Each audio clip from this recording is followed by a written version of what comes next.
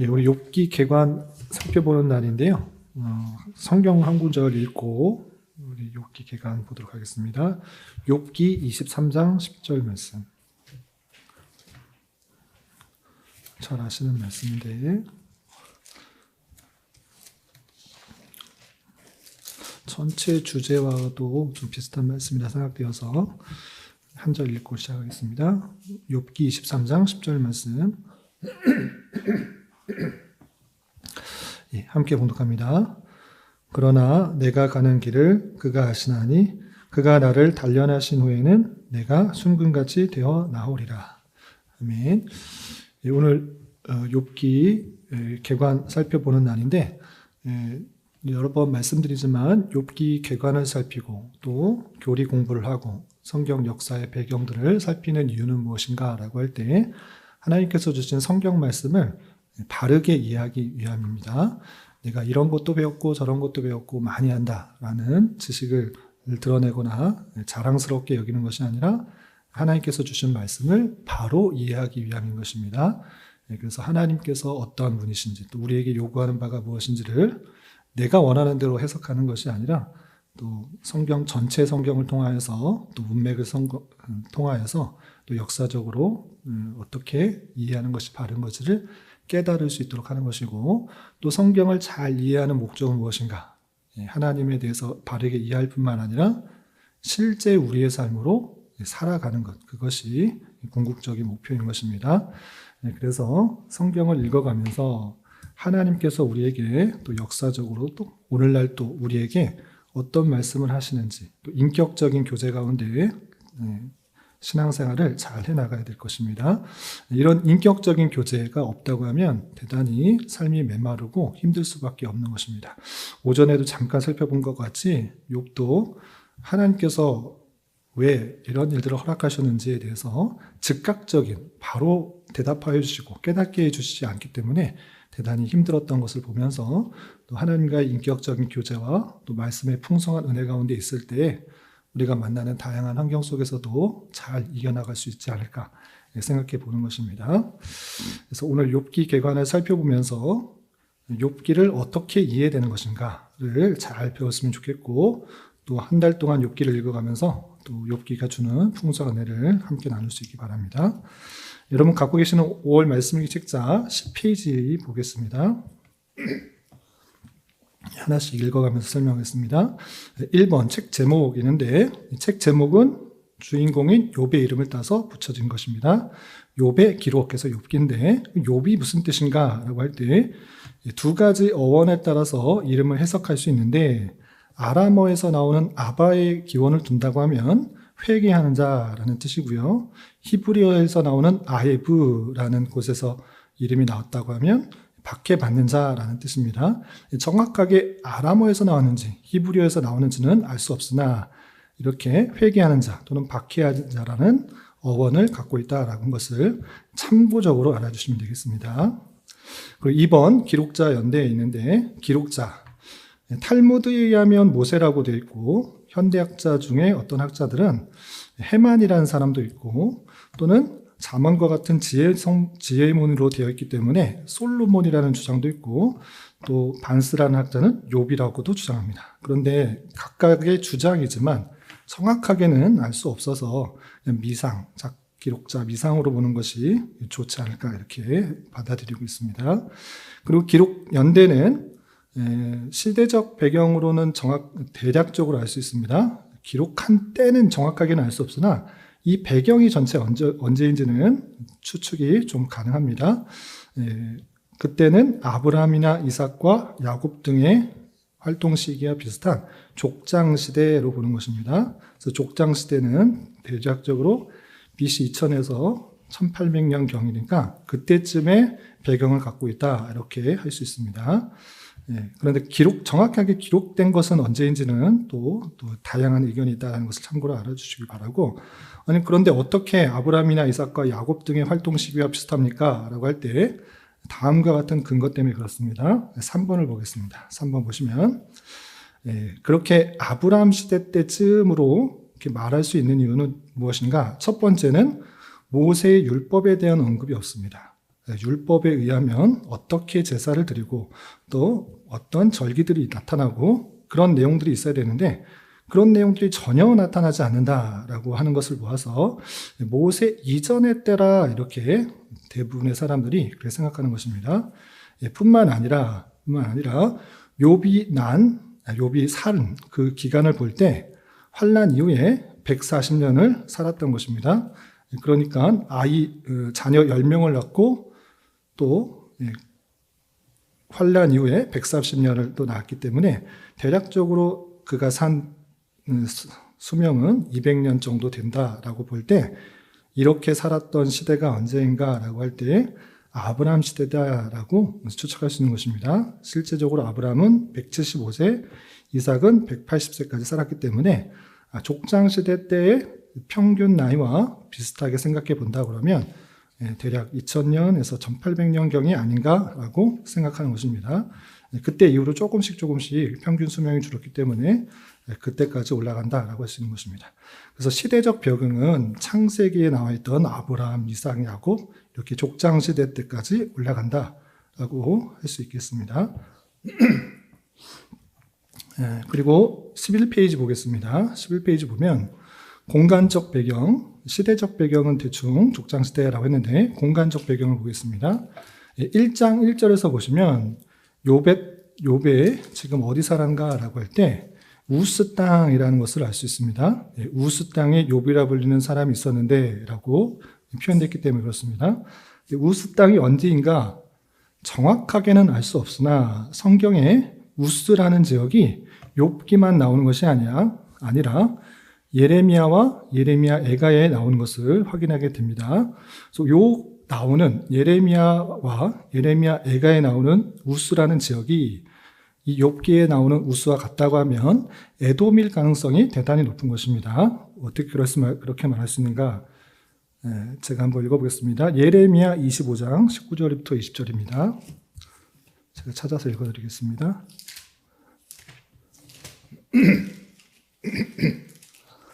예레미야 25장 19절부터 20절 보시면 또 애굽의 왕 바로와 그의 신하들과 그의 고관들과 그의 모든 백성과 모든 섞여 사는 민족들과 우스 땅의 모든 왕과 블레셋 사람의 모든 왕과 아스글론과 가사와 에스글론과 아스돗 나머지 사람들과 하면서 쭉 무엇을 설명하냐면 모든 나라, 그러니까 이스라엘 주변에 그 모든 나라에 임하게 될 심판을 설명할 때 이 우스 땅이라는 곳이 나옵니다. 그런데 이 우스 땅이라는 곳이 예레미야 애가에서는 어떻게 설명되고 있는가? 계속해서 읽어보면 예레미야의 애가 4장 21절입니다. 제가 읽어드리겠습니다.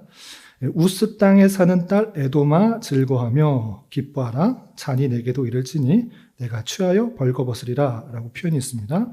그래서 같이 예레미야가 우스 땅에 대해서 언급하고 있는데 특별히 예레미야 애가에서 우스 땅에 사는 딸 에돔이라는 표현을 쓰고 있기 때문에 에돔 땅을 그때 당시에 우스라고도 했겠다라는 것을 추측해 볼 수 있는 것입니다. 그래서 성경에서 우스라는 지역이 욥기뿐만 아니라 예레미야와 예레미야 애가에 나오는데 이 지역이 같다라고 할 때 에돔과 같은 땅을 생각할 수 있겠구나라는 것입니다. 그리고 덧붙여서 욥을 찾아온 친구 중 한 사람인 엘리바스의 고향 대만 역시 에돔의 변방에 위치하고 있다라는 것. 그리고 욥의 그 많은 가축대를 기를 때 습격한 자들이 인근에서 거주하는 스바 사람이나 갈디아 사람이라는 점을 비워봤을 때 이 이스라엘이라는 그 땅에서 상당히 멀리 있는 것이 아니라 근처라는 것을 알 수가 있기 때문에 팔레스타인 남동쪽 내지 또는 에돔 국경지대의 한 성읍으로 추정하는 것입니다. 정확하게는 알 수 없습니다만 정황상 에돔과 그 국경지대 지역에 있는 땅이다라고 추측할 수 있는 것입니다. 그리고 욥은 우스에 사는 사람이었으므로 유대인이 아니라 이방 사람이었을 것으로 보고 있습니다. 그래서 우스는 유대인이 아니었음에도 불구하고 하나님에 대한 지식이 대단히 많이 있다는 것을 특이할 만한 점으로 생각해 볼 수가 있는 것입니다. 그리고 4번 기록 목적입니다. 이 책은 경건한 자의 생애에 있는 고통과 재앙의 문제를 이론적으로 다루고 있습니다. 왜 의로운 자가 고난을 받는가라는 문제를 대답하기 위해서 기록되었다라고 할 수 있습니다. 다른 표현으로 신정론, 하나님께서 어떻게 이 세상을 통치하시는가에 대한 내용을 욥기를 통해서 잘 깨달을 수 있는 것입니다. 5번 욥기의 주제 및 특징입니다. 욥기는 왜 의로운 자가 고난을 받는가 하는 문제에 대해 욥과 그 세 친구와의 논쟁을 통해서 해답을 제시합니다. 그 답은 세 가지 측면으로 제시되고 있습니다. 의로운 자가 왜 고난을 받는가 세 가지로 정리할 수 있는데 첫 번째 주제입니다.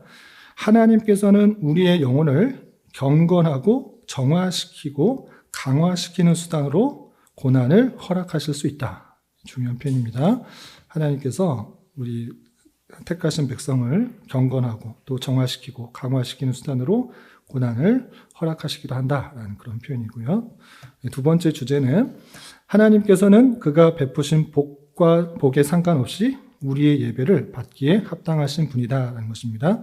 우리가 어떤 것을 받아야지만 하나님께 예배를 드리는가? 그렇지 않고 이 세상 모든 만물을 지으시고 주장하시는 그런 분이시기 때문에 그 자체로서 예배 받으시기에 합당한 분이다라는 것들을 살펴볼 수 있습니다. 전체 주제 중에 하나고요. 또 세 번째는 하나님의 뜻과 같은 뜻과 길은 미수한 작은 인간의 마음으로는 이해하기가 너무 깊고 크심으로 사람은 인생의 문제를 전능자의 관점에서 볼 수 없다. 우리는 시선과 또 지혜가 지식이 제한적이기 때문에 그 넓고 큰 은혜와 뜻 이 모든 것들을 다 헤아리기가 어렵다라는 것입니다. 그럼에도 불구하고 하나님께서는 그 자신의 영광과 우리의 궁극적인 선을 위해서 무엇이 최선인지를 알고 계시고 또 그것들을 각자에게 맞춰서 베푸신다라는 것들을 확인하게 되는 것입니다. 이러한 주제를 어떤 방식으로 드러내는가? 세 친구인 엘리바스, 빌닷, 소발의 관점의 배경 속에서 또 대화하는 가운데서 이것도 아니고 저것도 아니고 하나님의 답변으로 모든 게 정리되고 있는 것입니다. 그리고 욥기의 변론에 나타난 문제점입니다. 욥기를 읽을 때 대단히 주의해서 읽어야 될 것이 있습니다.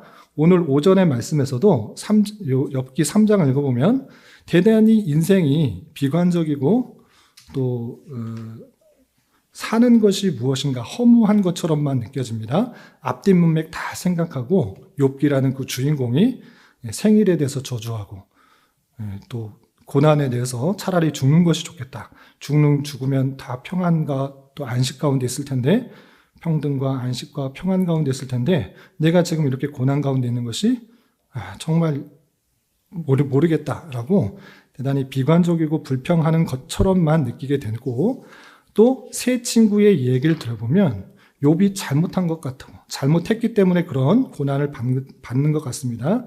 그렇기 때문에 다른 성경도 마찬가지지만 욥기는 그 문맥을 잘 이해해야 되는 것입니다.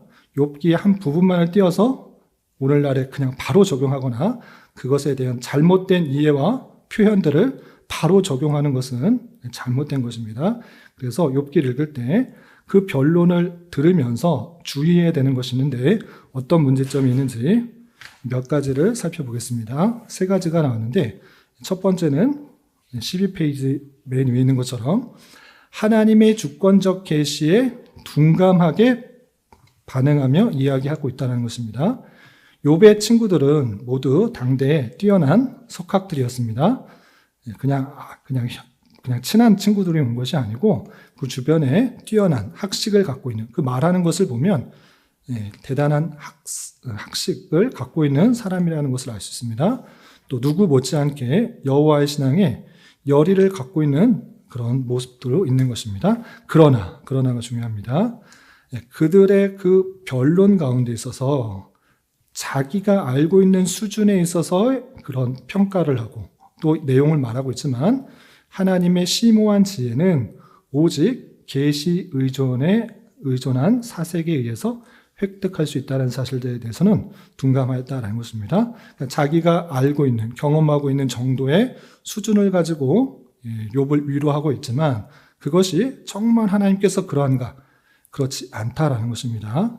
이런 것을 통해서 우리가 갖고 있는 지식과 지혜, 그것이 얼마나 또 제한적인 것을 생각해 보며 남을 위로하고 격려하고 충고할 때는 상당히 조심스럽게 해야 된다라는 것들을 또 생각해 보게 되는 것입니다.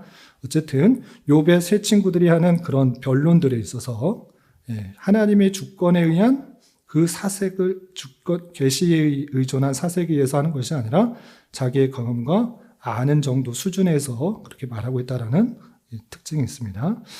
두 번째는 현실 기복적 신앙이라는 것입니다. 욥의 친구들은 하나님께서 선하시며 공의로우시다는 전제하에 의인은 반드시 복을 받고 악인은 징계를 받는다는 지극히 단순한 논리를 고수하고 있습니다. 당연히 하나님께서 선하시면 선한 자에게는 의를, 복을, 또 악인에게는 징계와 벌을 이렇게 내리는 게 당연하지 라고 하고 있는데 그렇지만은 않다라는 것입니다. 결국 그들은 의인에게 닥치는 징계의 의미에 대해서 혹은 복의 진정한 의미에 대해서는 추호도 생각해 보지 않았던 것입니다. 단순히 네가 잘못했으니까 벌 받은 거야. 이 정도의 수준에서 그치고 있는 그런 권성징악적, 현실 기복적 그런 신앙에 머무르고 있다라는 그 사실들을 알아야 될 것입니다. 세 친구의 변론에 대해서 지적하고 있는 것입니다. 또 세 번째, 교리와 이론에 치우치고 있습니다. 친구들의 그럴싸한 교리들에 대해서 욥이 무지했던 것이 아닙니다. 그러나 흑백 논리적 교리가 현실 체험상 통하지 않고 있다는 데에 욥의 고민이 있었던 것입니다. 기독교 신앙이 추상적 이론에 근거하지 않고 허다한 역사적 체험에 근거한다는 사실이 여기서 드러납니다. 요컨대 욥이나 그의 친구들 모두는 나름대로 신앙의 열정을 지니고 있었을 때 자신들의 신학적 지식이나 이론이 마치 절대적 진리인 양 생각하여 본서의 경우처럼 인간의 지혜로는 도저히 깨달을 수 없는 경우에서조차 자기 자신들의 미숙한 생각만을 거듭 주장함으로써 피차의 감정을 격발시키는 결과만 초래했습니다. 한편 결론적으로 하나님께서는 당신의 주권을 강력히 드러내심으로써 그들 모두로 하여금 헛된 변론을 중지하고 보다 원숙한 신앙에 접하도록 유도하셨습니다. 따라서 오늘날의 성도들은 인간의 하나님의 섭리를 완전히 깨달을 수 없음을 거듭 명심하여 그 어떤 경우에 처하더라도 하나님의 뜻과 도움을 먼저 구하는 성숙한 신앙인의 자세를 견지해야 될 것입니다. 그래서 교리의 이론에 치우칠 것이 아니라 실제적으로 역사하시는 우리가 다 이해할 수 없는 하나님의 섭리가 있다는 것들을 기억하며 하나님의 뜻과 도움을 먼저 구하는 그런 모습을 지내야 될 것입니다. 그러나 세 친구들은 자신이 아닌 교리, 그런 이론적인 것을 무턱대고 그냥 다 적용해 버리려고 하는 모든 사람에게 1대1로 다 적용하려는 그런 미숙함들이 보였다는 것입니다. 그래서 앞으로 계속 읽어나게 될 세 친구들의 돌아가면서 변론하는 것, 그 욥에 대해서 나름 도움을 주고자 하는 그런 충고나 그런 위로들의 내용들이 하나님의 말씀과 비슷한 면은 있으나 일면 비슷한 것은 있으나 전체를 대변하지 않는다라는 것들을 시선을 두고 이 욥기를 읽어나가야 오해가 없게 될 것입니다. 그리고 결론적으로 신정론, 하나님께서는 이 세상을 어떻게 통치하시는가 그것을 이해해야 될 것입니다. 두 가지로 해놨는데 신정론에 대한 세속 철학의 오류를 보겠습니다. 세상의 엄연한 모순에 의하여 세속 철학은 기껏해야 도식적인 인과응보 사건만을 중장하거나 아예 이를 구실로 신의 존재를 부인하거나 적어도 하나님을 전능자가 아닌 악에 대하여 힘겹게 싸우고 있는 연약한 존재로 격하시고 있습니다. 무슨 말이냐 하면 신이 있다고 하면 하나님께서 선하시다고 하면 당연히 선을 행한 자에게는 복을 주고 악을 행한 자에게는 벌을 주는 것이 당연하다. 이렇게 기껏하게 생각한다는 것입니다. 그런데 현실은 어떠한가? 악의 세력이 더 득세하고 악의 힘이 더 득세하고 더 착하게 살면 비웃고 조롱받고 또 못 사는 것 같아 보이니 이것은 하나님이 없거나 아니면 하나님이 저 악한 세력에 대항하지 못하고 힘겹게 하나님이 그 악에 대해서 부족하게 드러나는 경우가 있다. 이렇게 판단하는 것입니다. 그러나 이는 하나님께서 절대적 창조자로서 만물 만사에 초월적인 유일적 주권을 가지신 분이라는 사실을 상기할 때 전혀 받아들일 수 없는 것입니다. 당연히 우리가 믿는 하나님은 하나님의 말씀으로 명하여 온 세상을 창조하셨고 그의 뜻 가운데 모든 것을 주장하신다라는 절대 주권을 가지고 계시는 하나님으로 믿는 것입니다. 그렇기 때문에 그들이 말하는 세속적인 그런 철학이나 사상들이 잘못된 것입니다. 그럼 대답은 무엇인가? 하나님께서 어떻게 통치하시기 때문에 이런 일들이 일어나는가? 라고 할 때 하나님께서 잠시 이 세상에서 선과 악이 공존하는 것을 허락하셨으며 선악을 다 당신의 뜻을 이루시는 도구로 사용하신다라는 것입니다. 아주 중요한 것입니다. 선과 악을 하나님께서 하나님의 뜻을 이루시는 도구로 사용하신다. 이 사실들을 잊지 말아야 할 것입니다. 이는 신정론에 대한 성경의 견해를 살펴보면 쉽게 깨달을 수 있는 것입니다.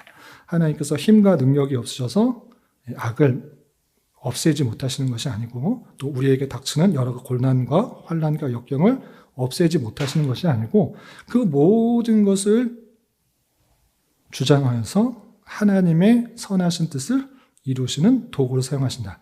이것이 성경의 내용인 것입니다.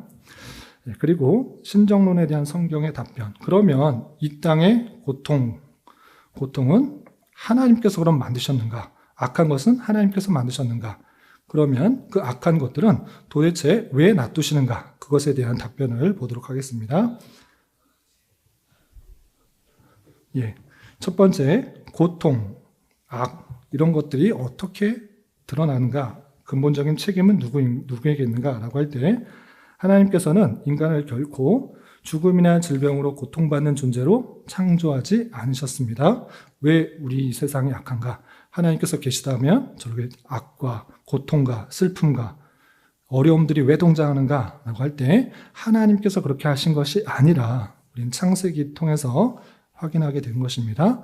하나님께서 지으신 것은 선하였으나 아담의 타락으로 말미암아 그 죄가 이 땅에 들어왔고 그 사람의 범죄함, 자기의 욕심과 자기의 유익과 자기의 즐거움만을 위해서 사는 그런 모습 때문에 고통이 상대방을 생각하지 않고 상대방의 유익과 생명과 건강을 생각하지 않고 자기만 생각하다 보니까 당연히 나타나는 것이 이 땅의 악이고 고통이고 또 범죄다라고 할 수 있는 것입니다. 그렇기 때문에 오직 인간의 범죄, 인간의 타락에 때문에 이렇게 들어온 것이다 라고 할 수 있는 것이고, 그렇다면 악한 것, 또 잘못된 것, 그거 하나님께서 바로바로 즉각 심판하시면 되는데 왜 그 심판하지 않으시고 악이 득세하게 놔두시는가 라고 할 때 다음과 같이 설명할 수 있겠습니다. 하나님은 세상 마지막 날 선악을 철저하게 가려 그 행한 대로 보응하실 것을 분명히 경고하고 있습니다. 그렇지만 지금은 그것을 즉각적으로 심판을 하지 않으시는 것입니다. 따라서 잠시 동안의 세상에는 악이 득세할 수도 있습니다. 그러나 우리는 심판이 지연되는 이유를 성경을 통해 잘 깨달아야 되는데 세 가지로 정리할 수 있겠습니다. 첫 번째, 세상 모든 만민 모두에게 회개할 충분한 기회를 주시기 위한 것입니다. 잘못했을 때 바로바로 심판하신다고 하면 저나 여러분이나 이 세상에 나만 할 사람이 아무도 없는 것입니다. 그렇게 죄를 짓고 하나님 원망하고 또 그런다 바로바로 심판하신다면 이 세상이 다 멸망할 것입니다. 그렇지 않으시고 그렇게 심판을 놔두지 않고 유보하시는 이유는 세상 모든 만민에게 회개할 충분한 기회를 주시기 위함인 것입니다. 로마서 2장 4절뿐만 아니라 또 베드로후서 3장 9절에 잘 표현되어 있는데 제가 베드로후서 3장 9절을 읽어드리겠습니다. 혹 내가 하나님의 인자심이 너를 인도하여 회개하게 하심을 알지 못하여 그의 인자심과 용납하심과 길이 참으심이 풍성함을 멸시하겠느냐 라고 하면서 하나님께서 그 용납하심과 또 베풀어 주시는 은혜들을 제가 로마서 2장 4절을 읽어드렸습니다. 죄송합니다. 베드로서 3장 9절을 제가 찾아서 읽어드리겠습니다. 베드로서 3장 9절. 사랑하는 주의 약속은 어떤 이들이 더디다고 생각하는 것 같이 더딘 것이 아니라 오직 주께서는 너희를 대하여 오래 참으사 아무도 멸망하지 아니하고 다 회개하기에 이르기를 원하시느니라 라고 하면서 하나님께서 힘이 없으셔서 악에 대해서 심판하신 것이 아니고 충분히 회개할 기회를 드리기 위해서 또 멸망하지 않고 회개하기를 원하시는 그 마음에 의해서 하나님의 택하신 백성들이 하나님의 때에 하나님의 부름을 받아 다시 회개하고 돌이켜하기 위해서 그렇게 심판을 요구하신다 생각하시면 되겠습니다. 두 번째는 성도 각자가 육체의 고통을 통하여 하나님을 더욱 깊이 사모하는 영적 유익을 얻도록 하기 위한 것입니다. 고난과 고통이 없으면 인간의 부패성과 또 죄성 때문에 하나님을 잘 찾지 않는 것입니다. 저와 여러분들이 보았을 때 힘들고 어려울 때, 내 힘으로 할 수 없을 때 스스로 또 하나님의 힘을 구하게 되는 것을 보게 됩니다. 이렇게 하나님께서는 고난과 고통을 사용하셔서 하나님을 더욱더 사모하게 하나님의 뜻을 찾도록, 그래서 하나님께서 인도하시는 손길들을 경험하게 하기 위해서 그렇게 역사하신다는 것을 깨닫게 되는 것입니다. 관련 구절으로 시편 119편 71절 되어 있는데요. 제가 읽어드리겠습니다. 고난당한 것이 내게 유익이라. 이로 말미암아 내가 주의 율례들을 배우게 되었나이다. 고난을 통해서 하나님께서 어떻게 역사하시는지를 배우게 되었다라는 시편 기자의 고백. 그러므로 고난이 하나님께서 힘이 없으셔서 능력이 없으셔서 없애지 않으시는 것이 아니라 그것도 하나님께서는 사용하신다는 것을 이해해야 될 것입니다. 마지막으로 하나님의 뜻과 영광을 더욱 철저하고 영광스럽게 계시하기 위해서라고 할 수 있습니다. 고린도후서 12장 10절 내용인데요. 제가 읽어드리겠습니다. 그러므로 내가 그리스도를 위하여 약한 것들과 능욕과 궁핍과 박해와 곤고를 기뻐하노니 이는 내가 약한 그때의 강함이니라 라고 표현했습니다. 사도 바울의 고백을 잘 살펴보면 다른 것을 자랑할 수 있지만 자랑하지 않고 배설물로 여겼습니다. 그리고 무엇만 자랑하느냐? 오직 내 안에 계시는 예수 그리스도, 그것만 자랑으로 여겼습니다. 그만큼 내가 드러나면 드러날수록 하나님의 영광과 역사는 가려지게 되는 것입니다. 내 모습이 질긋 같고 부족하고 고난 중에 있을 때 그럼에도 불구하고 내가 받은 것이 무엇인지를 더욱더 잘 드러내는 방편으로 하나님께서는 그 고난과 또 역경들을 사용하시는 것입니다. 우리 중에서도 물론 가진 것도 많고 또 건강하고 이래서 하나님을 찬양하는 모습도 드러날 수 있지만 그렇지 않고 가진 것도 없고 건강하지 않을지라도 하나님께 더 감사 찬송하는 모습들이 된다면 그보다 더 하나님의 영광과 또 역사들이 드러나지 않을 리 없는 것입니다. 이러한 것처럼 하나님의 그 신정론, 하나님께서 이 세상을 어떻게 사용하시는가, 악과 그런 고통과 그런 것들을 우리가 어떻게 생각하는지를 욥기를 통해서 잘 알게 될 것입니다. 그리고 구조는 간단하게만 보겠습니다. 구조는 1장과 2장에서는 욥이 어떤 사람과 어떤 사람인가와 또 어떤 재앙을 만났는지에 대해서 나온 다음에 3장부터 길게 37장까지 크게 3명의 그런 친구들이 3번씩 충고하고 위로하는 내용이 나오고 갑자기 또 한 명의 친구가 나타납니다. 엘리후라는 사람이 나타나서 아주 긴 연설을 하는데 세 친구뿐만 아니라 엘리후 또한 아까 말씀드린 것처럼 하나님의 주권적 계시에 의한 그런 설명이 아니라 자신이 갖고 있는 일반적인 그런 방편에 있어서 인과응보적인 내용의 단편적인 하나님의 지식에 대한 설명이었다는 것입니다. 중요한 것은 그 3명 친구들의 충고와 위로와 또 연설 뒤에 하나님께서 모든 논란들을 잠재우시고 폭풍 가운데 말씀하시는 것, 그 말씀을 통하여서 내가 주장하는 그 모든 것들이 헛된 것이고 하나님 앞에 아무것도 낼 수가 없다라는 것을 깨닫고 정말 듣기만 들었던 것을 이제 내가 눈으로 보았다. 하나님의 어떠신들을 정말 깨달았다라는 내용들로 마치고 욥이 회복되는 내용으로 그쳐지게 됩니다. 이렇게 전체적인 욥기에 대해서 알아둘 것을 살펴보시고 짧은 시간이지만 길게 안 할게요. 우리 이영재 권사님 길게 안 할 테니까 성경 읽으시고 묵상하는 그런 시간이 됐으면 좋겠습니다. 제가 다른 여러 가지 하는 일들 아까 서두에도 말씀드린 것처럼 성경을 많이 지식적으로 알자는 것이 아니고 그것을 깨달아 실제 하나님께서 원하시는 삶, 그것으로 드러나면 좋겠습니다. 성경을 바로 이해하는 것이 제일 먼저, 바로 이해하는 것에 따라서 삶을 실천할 수 있으면 좋겠는데, 제 좁은 견해로는 쓰고 다짐하고 하는 것이 좀 도움이 되지 않을까. 머릿속으로만 또 생각하고 넘어가면 제 기억력으로 그냥 판단하면 그냥 교회 당문을 맞서는 그 시간부터 배웠던 것, 들었던 것 잊기가 쉬우니 그나마 기도하고 다짐하고 글로 써보고 기도하는 내용들 써보면 하나님의 또 인도하심들을 또 깊이 또 경험하고 적용하고 또 깨달을 수 있지 않을까 생각해 보는 것입니다. 그래서 잠시 한 5분만 할게요. 5분만. 영재 권사님 좀만 기다리시고 5분 정도 시간을 될 테니까 말씀을 쭉 문맥성으로 살펴보고 또 내가 깨닫고 적용해야 되고 기도해야 될 것이 무엇인지를 실제로 써보는 시간 갖도록 하겠습니다. 오늘 다 같이 이번엔 내일 말씀 한번 해볼까요? 욥기 4장 말씀. 4장 말씀을 천천히 읽으시고 우리 친구가 어떤 이야기를 했는지 또 살펴보면서 걸릴 건 거르고 또 인간의 지혜의 한계들이 있으니까 걸릴 건 거르고 또 적용해야 될 것들은 무엇인가를 생각해보며 또 말씀일기 책자의 개요와 신학적 주제를 참고하여서 지금 9분인데요. 14분까지 실습해보는 시간 갖도록 하겠습니다. 실습하겠습니다. 시간이 짧아서 충분하게 생각하고 또 정리하지 못했을 것 같은데 댁에 돌아가셔서 충분하게 시간을 가지시고 또 이렇게 말씀 묵상하는 시간을 가졌으면 좋겠습니다.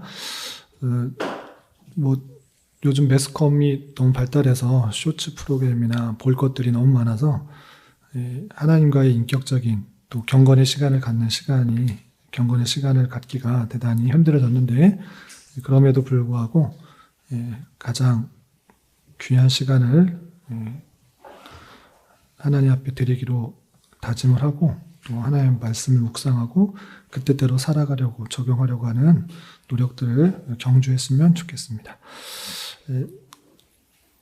거듭 부탁드리지만 일주일에 한 번 하셨던 분들은 2번 하시고 또 6번 하셨던 분들은 7번 하시고 조금씩 그 시간들을 늘려가서 하나님의 말씀을 묵상하고 교제하는 그런 인격적인 그런 시간들을 많이 교제 시간을 늘려갔으면 좋겠습니다. 기도하고 마치겠습니다. 하나님 아버지 감사합니다. 오늘 욥기 개관을 통하여서 하나님께서 이 세상을 어떻게 통치하고 다스리는지에 대해서 잠시 생각해 보았습니다.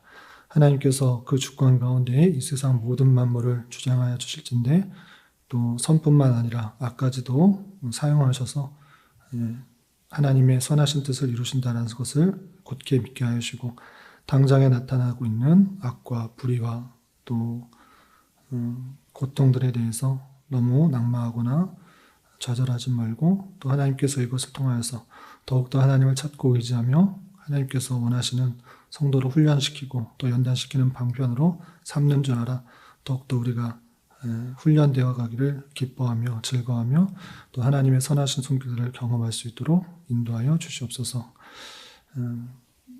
특별히 우리 교회를 이곳에 세워주셨사오니 진리의 말씀이 온전히 선포될 수 있도록 은혜를 더하시고 선포된 말씀으로 힘을 얻고 위로를 얻고 능력을 얻어 각자의 주어진 삶에서 하나님의 뜻을 잘 이루는 그런 주님께서 원하시는 교회가 되게 인도하여 주시고 특별히 말씀이 필요한 자들을 보내주셔서 함께 교회를 이루어 주님을 또 하나님 잘 섬기며 또 주님의 교회를 더욱더 든든히 세워갈 수 있는 은혜 또한 허락하여 주시옵소서. 교회 내 육체의 질병과 연약함으로 또 몸이 불편한 여러 성도들이 있사오니 주님께서 은혜 주셔서 또 건강하게 잘 회복될 수 있도록 인도하여 주시고 직장과 사업장의 문제로 가족의 전도와 신앙을 놓고 기도하는 여러 손길들 주님께서 함께 하셔서 가장 선하게 역사하시는 것들을 경험할 수 있도록 인도하여 주시옵소서. 돌아가는 발걸음도 안전하게 지켜줄 줄 믿으며 예수님의 이름으로 감사히 기도드리옵나이다. 아멘.